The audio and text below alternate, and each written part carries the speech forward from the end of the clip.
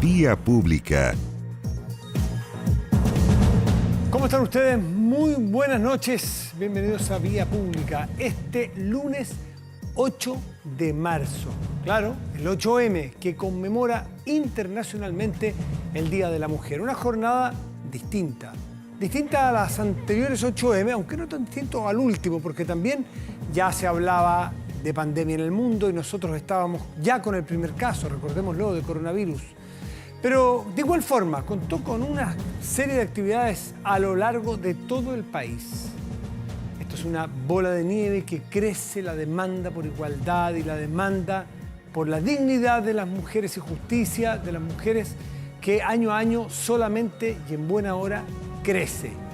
Durante la mañana, la ministra de la Mujer y Equidad de Género hizo un llamado a conmemorar este día de manera responsable por el contexto en que estamos. Recordemos que incluso los primeros llamados fueron a evitar las aglomeraciones y suspender las marchas. Sin embargo, las marchas y actos conmemorativos fueron multitudinarios. Las distintas organizaciones feministas se ordenaron e intentaron aplicar protocolos por el COVID-19, como el uso, por ejemplo, de alcohol gel o una mascarilla y un pañuelo de distancia para así evitar contagios de coronavirus. Miles de mujeres se congregaron en distintos puntos del país para conmemorar este 8M. En Santiago hubo una alta concentración en el sector de Plaza Italia, Plaza Baquedano o Plaza de la Dignidad, como cada uno quiera llamarle. Hay que destacar que la marcha fue pacífica. Sin embargo, algunos hombres intentaron ingresar al grupo generando la molestia de las manifestantes. También algunos encapuchados intentaron apropiarse de manera mañosa de esta marcha feminista y dañar la estatua de General Baquedano, aprovecharse del momento, manchar una instancia civilizada, justa. Bueno, en resumen, una nueva conmemoración del 8M con muchas reflexiones que sacar. Un espacio que se ha ganado, o se han ganado las mujeres para marchar en libertad, pero sin perder de vista en el horizonte que aún quedan demasiadas, quizás la mayoría, de las tareas pendientes de una sociedad que tiene que conseguir la equidad de género. Vamos a la mesa a conversar.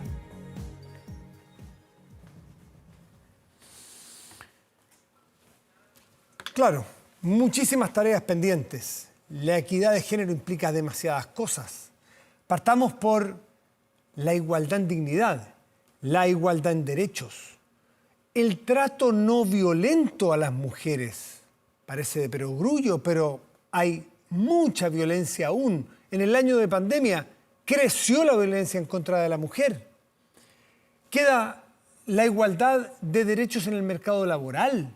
Queda la equidad o la corresponsabilidad dentro de las familias para crear y criar. Es decir, hemos mejorado, hemos cambiado, hemos ido cambiando el switch y hemos ido actualizando nuestra forma de pensar respecto de la mujer en la sociedad, pero probablemente quede mucho más por avanzar y por eso hay muchos que son, paréntesis, somos partidarios de leyes de cuota, por ejemplo. Leyes de cuota hasta que el músculo esté en forma.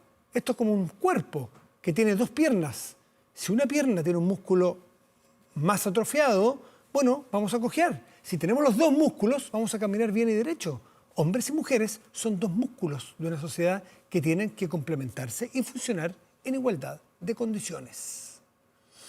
Vamos a tomar contacto con la ministra de la Mujer y Equidad de Género, Mónica Salaquet. Ministra, muy buenas noches, gracias por recibirnos. ¿Cómo está usted?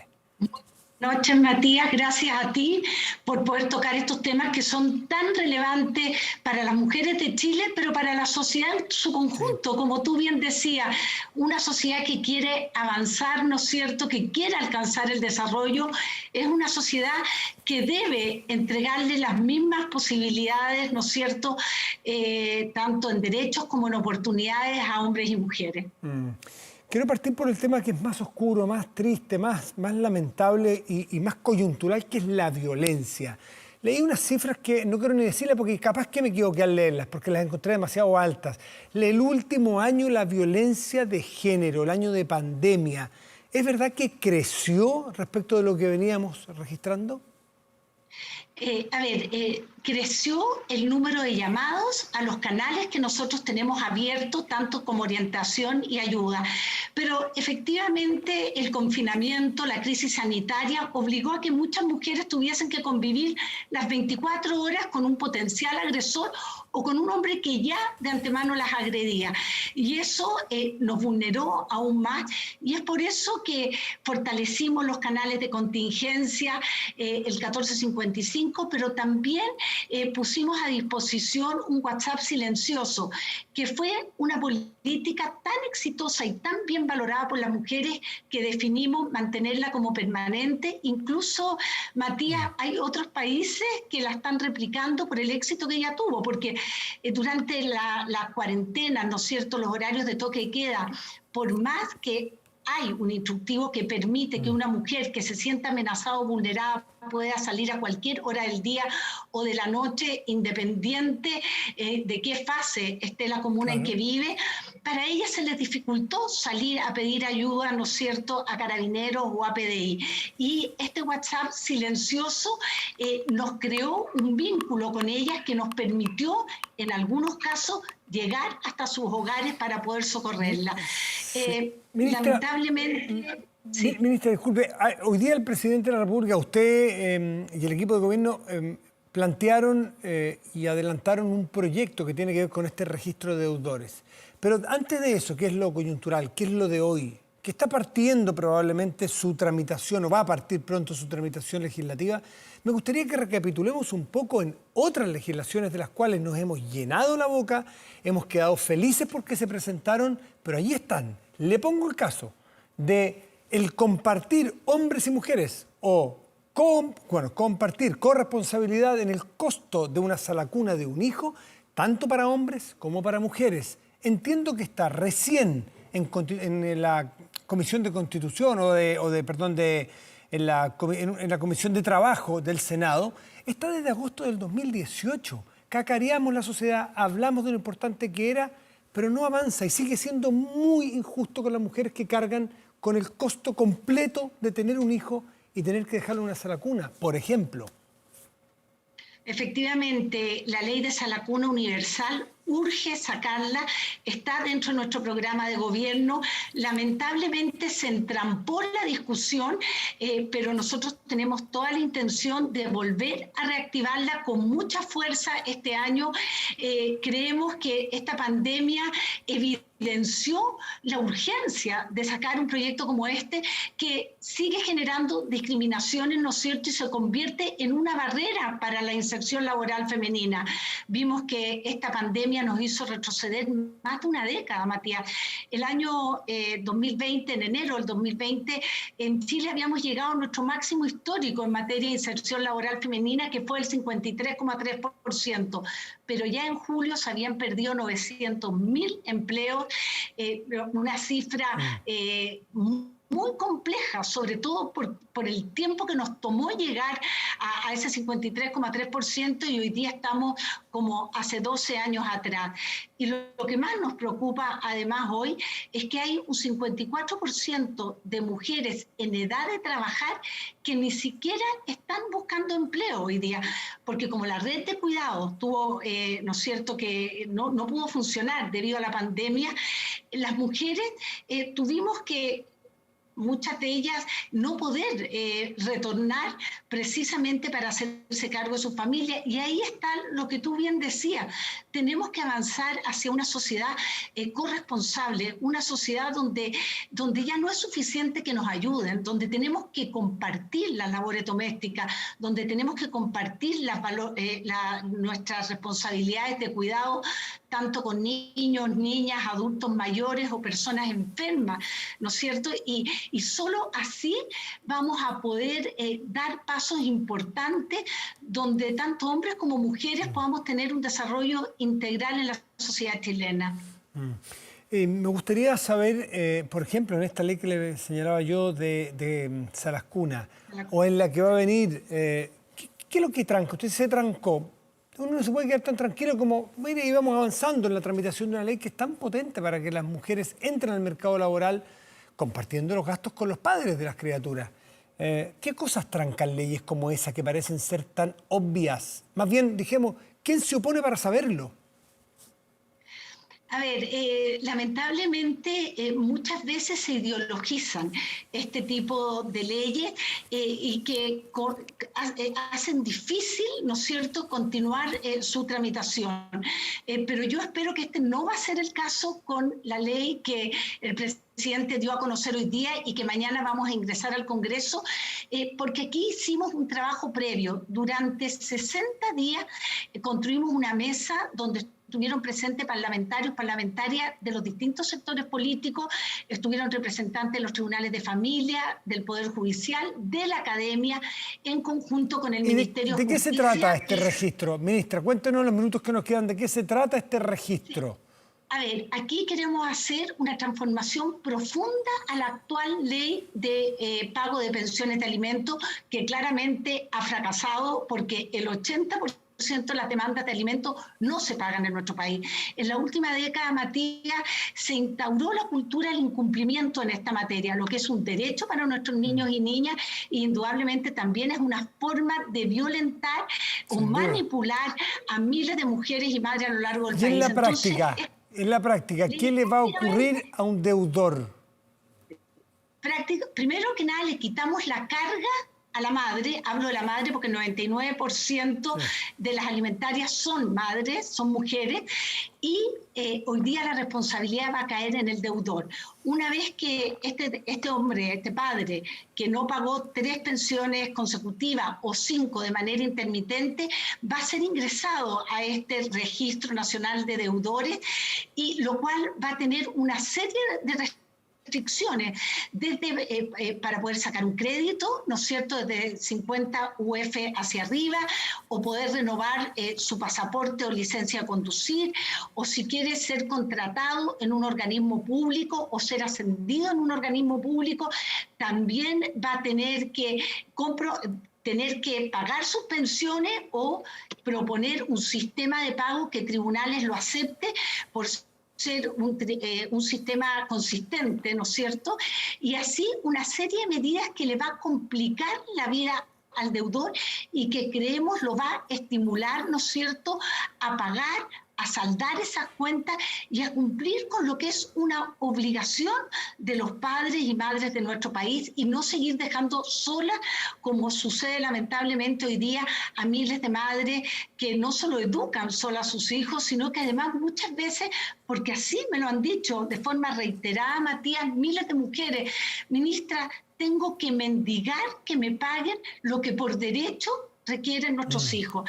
Entonces, esta es una ley donde ese deudor, si quiere salir de este registro, va a tener que cumplir con lo que es su deber y su obligación. Ministra, se presenta el proyecto ahora luego. Ustedes me imagino, o me señalaba que han hecho trabajo prelegislativo, por lo tanto uno pudiese proyectar cuánto tiempo, porque estas cosas son muy urgentes, o no nos va a pasar lo mismo de la reforma de pensiones, que llevamos años con todos los diagnósticos hechos por todas las comisiones y seguimos entrampados y nos cuesta, y decimos que en 2 meses podríamos pagar pensiones, pero resulta que seguimos entrampados.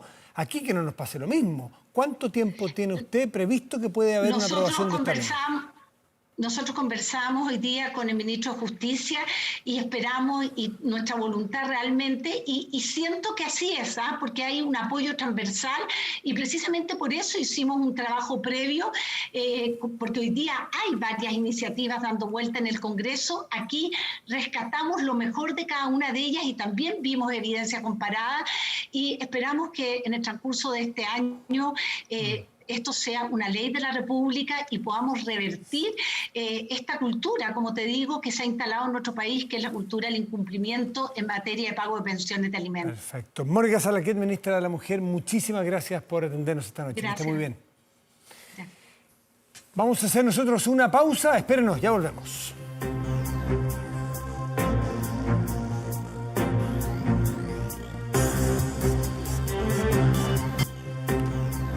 ¿Listos para reír? El rey de Zamunda llega a Nueva York después de 30 años y está buscando a su hijo.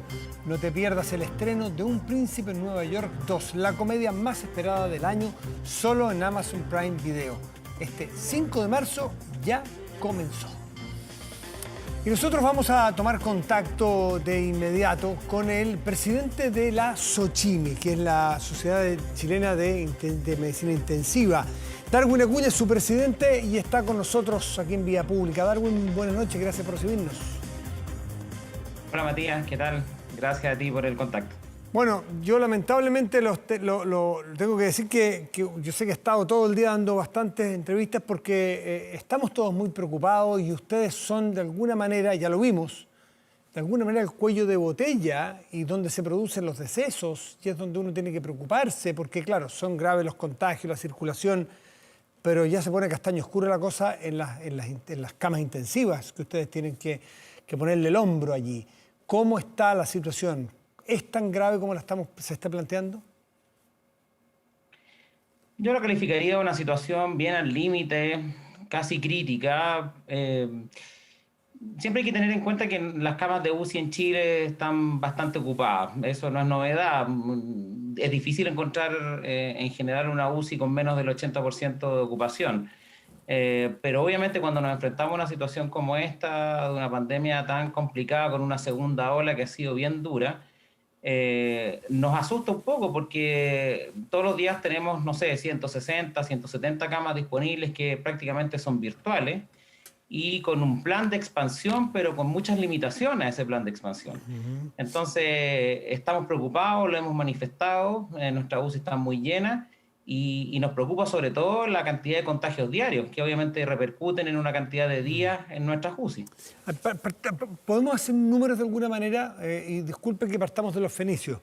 ¿Cuántas camas UCI había antes del 3 de marzo del año pasado? O sea, pre-COVID. ¿Chile contaba con cuántas camas UCI? Perdón, cama no es solamente un catre clínico, ¿eh? Camas son las personas, las máquinas, todo el entorno, ¿no es cierto? Eso es una cama. ¿Cuántas teníamos antes? Bueno, no había una claridad, no había una certeza muy evidente, pero estábamos más o menos del orden de 1.000 camas aproximadamente. Ya. Yo diría entre 900 y 1.000 camas de UCI antes de la pandemia o de la primera ola. Y ahí hubo de parte de la autoridad una intención, o se intencionó una ampliación del parque, si se quiere, de camas UCI. ¿Se llegó cuánto en su pic? Bueno, el esfuerzo máximo que se llegó fue a tener más o menos 3.200 camas abiertas en forma simultánea y en forma asincrónica, sumadas más o menos como 3.500. Ya. Es un esfuerzo bien impresionante y un logro del sector público y privado, del sector médico, impresionante el que logró Chile. Partamos por ahí, ¿no?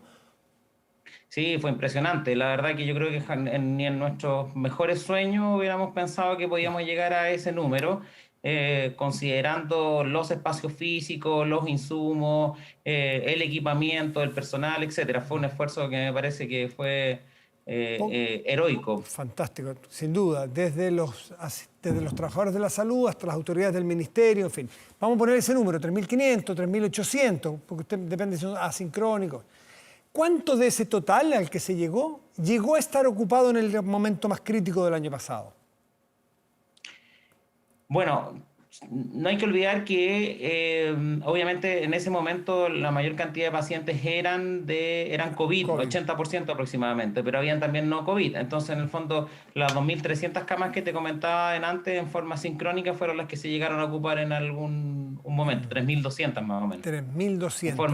En forma aquel pic, digamos. Detengamos la foto un segundo ahí. ¿Cuántas camas hay hoy día disponibles? Porque después se fueron cerrando a la medida que fuimos mejorando. ¿Cuántas camas disponibles hay hoy, 8 de marzo? Claro, bueno, quería hacerte la observación antes de eso que esas camas fueron, muchas de ellas que no se contaron las que se ocuparon en otras instalaciones, por ejemplo, las UCI pediátricas que atendieron adultos, las recuperaciones que atendían también pacientes críticos COVID en ventilación mecánica, urgencias también. Entonces, yo creo que hubieron claramente más de esas. Ahora, después de la primera ola, con la baja, no pudimos disminuir demasiado nuestras camas porque obviamente hubo un rebote muy importante de pacientes no COVID que llegaron a las UCI después de la primera ola. El punto fue que finalmente quedamos trabajando con 2.100, 2.200 camas más o menos en forma estable hasta la llegada de la segunda ola. ¿Y cuánto de eso era COVID en ese nuevo escenario? El valle de pacientes COVID en ese escenario fueron 35%. Ya. Entonces, ¿ahora qué queda? Queda ampliar nuevamente el parque disponible hasta 3.200 de los 2.500, todo un número muy grueso. Y lo otro es ir mutando nuevamente a más pacientes COVID, ¿no es así? ¿Y eso es factible en el corto plazo?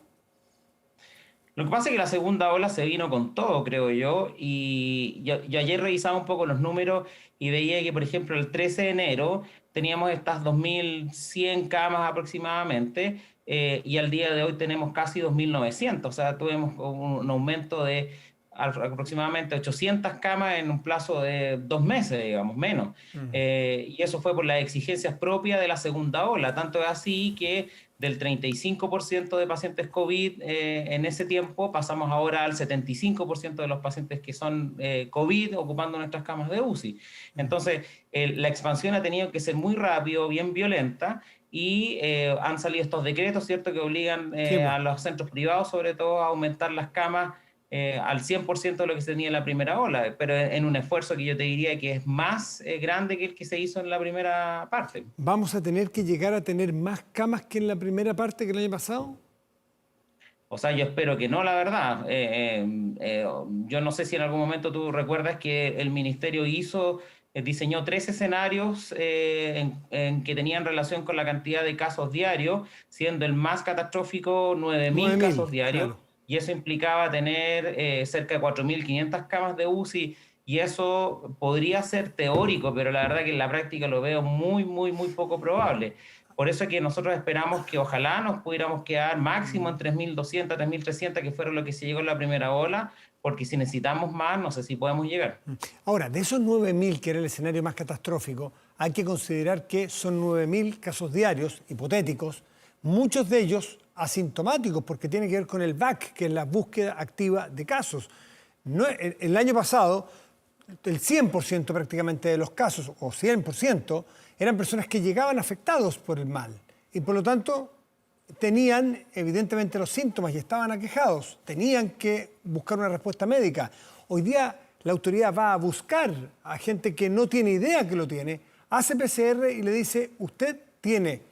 Y esa gente nunca va a llegar al hospital, por lo tanto, si llegamos a 9.000 casos, que es un escenario hipotético, diarios, no todos van a requerir hospitalización, ni siquiera asistencia médica.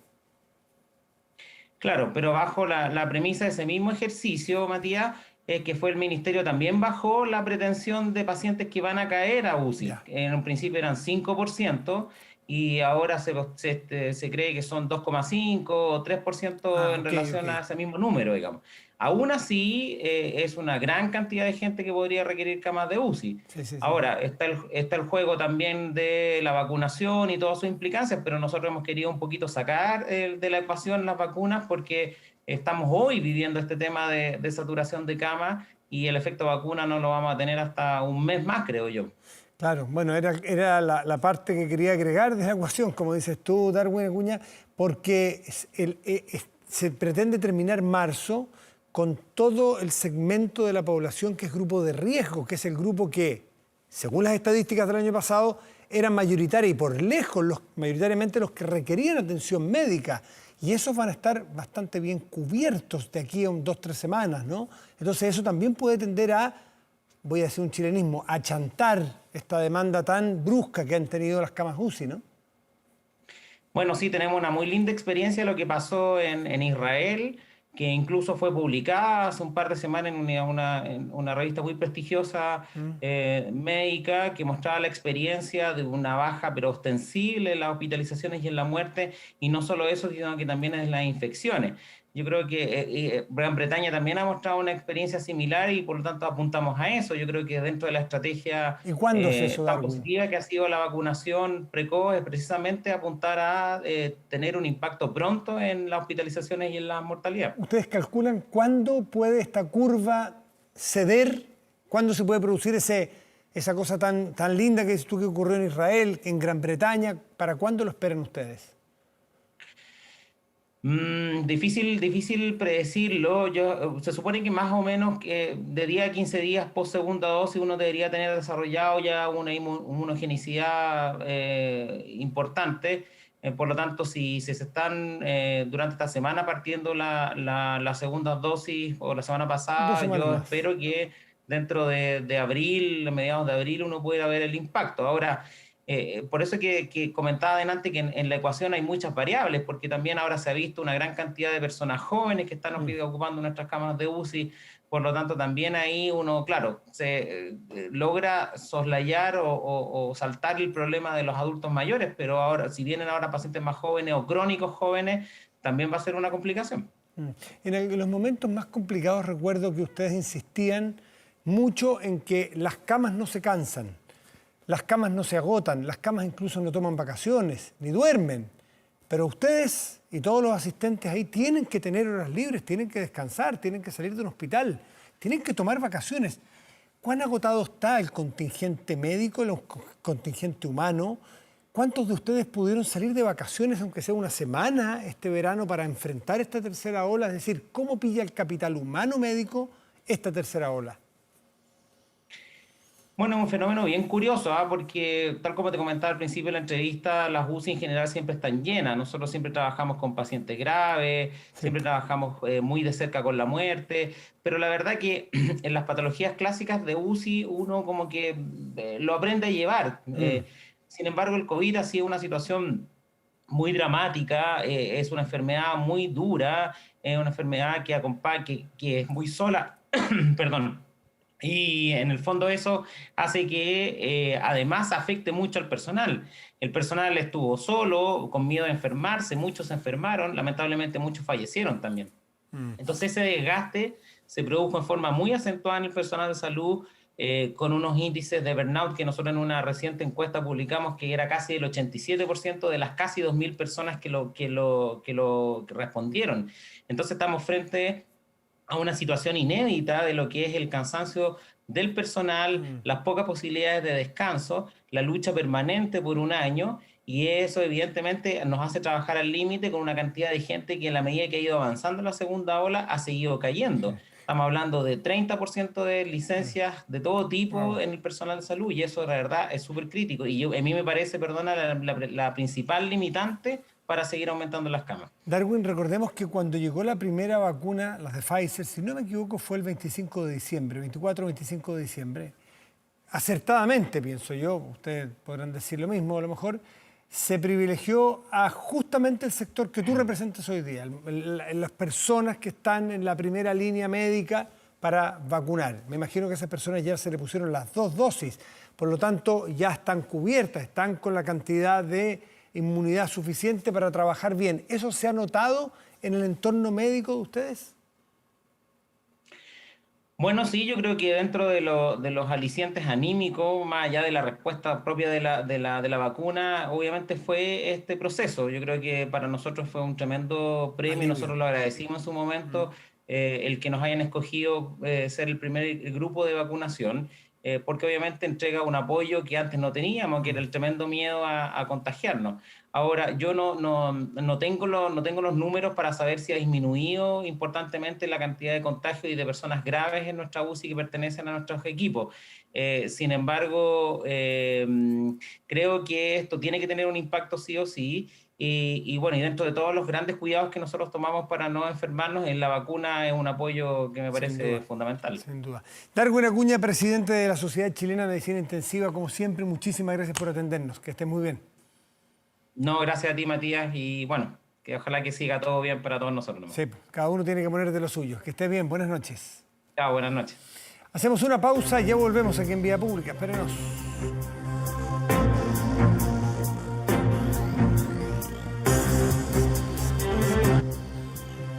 Protéjase de la delincuencia con Tepillés, vigilancia en tiempo real de cámaras de seguridad con audio disuasivo para su empresa. Alarmas Tepillé con cámaras conectadas a su smartphone y botón de emergencia móvil para su hogar. No sea usted la próxima víctima y contrátelos en tepillé.cl. Vamos a la pantalla, revisamos nuestro portal de noticias 24horas.cl. En este momento está encabezado por la siguiente información. El MinSal, más de 4.100.000 personas es el registro de vacunas en este momento en Chile. Es lo que estábamos hablando recién con el doctor Darwin Acuña. Es una luz de esperanza muy importante para nuestro país. Hacemos una pausa y ya volvemos. Espérenos. Y revisamos el tiempo. La temperatura en este momento en la región metropolitana es de 19 grados y el cielo está despejado. Para mañana y pasado en esta región ocurrirá lo siguiente: estará el cielo despejado, pero habrá una máxima probable de 31 grados. Y para pasado mañana miércoles, cielo parcial, máxima probable de 28 grados. ¿Revisemos otras regiones? Pues bien, Antofagasta, región de Antofagasta, tendrá cielo despejado y una máxima probable de 23 grados. Y Valdivia, región de Los Ríos, tendrá una máxima probable de 25 grados con cielo despejado. El 8 de marzo de 2017, y en conmemoración al Día Internacional de la Mujer, el histórico grupo chileno Mama Soul lanzó el single Ni una más, ni una menos, el cual cuenta con la participación de otras destacadas artistas nacionales, entre ellas Consuelo Schuster y Juanita Parra. Esta canción, que habla sobre la violencia de género, está inspirada en todas aquellas mujeres que han sufrido abusos y violencia, las que deben vivir con eso para siempre, con esa angustia, y las que ya no están para contarlo. Hay que recordarlas, nunca olvidarlas.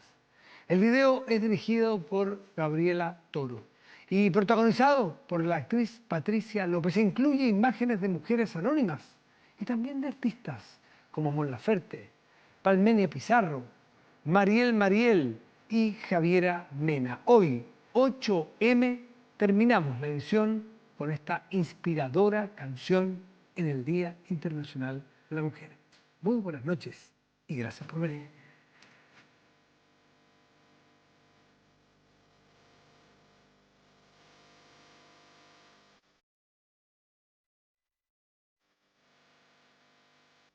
Mm.